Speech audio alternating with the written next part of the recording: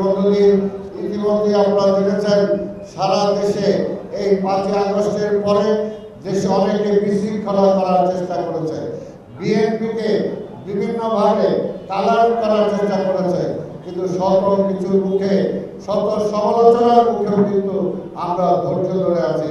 আমরা জানি যে গাছ বড় থাকবে ফল দিবে, সেই গাছে ঢিল মারবেই।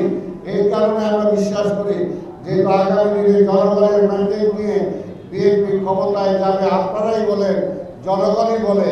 সেই কারণে যারা ষড়যন্ত্র করে, যারা চায় না একটি গণতান্ত্রিক পার্লামেন্ট গঠিত হোক, যারা চায় না একটি গণতান্ত্রিক সরকার গঠিত হোক, তারা বিভিন্ন কায়দায় চেষ্টা করছে এখনো কিভাবে নির্বাচনটাকে পিছানো যায়। কিন্তু আমরা বিএনপি, আমরা যেহেতু গণতন্ত্রে বিশ্বাস করি, আমরা চাই অতি যত দ্রুত নির্বাচন হয় তত এই দেশের মঙ্গল।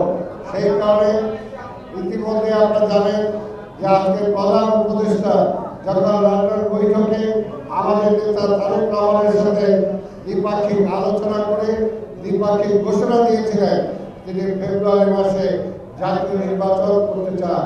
আজকে এখান থেকে আমরা এই রাজশাহী মহানগরের পক্ষ থেকে আমরা প্রধান উপদেষ্টাকে ধন্যবাদ জানাতে চাই। শত প্ররোচনা, শত ষড়যন্ত্রের মুখেও তিনি যে দৃঢ়তার সাথে আগামী ফেব্রুয়ারি মাসে অর্থাৎ রমজানের পূর্বে তিনি নির্বাচন করতে চান।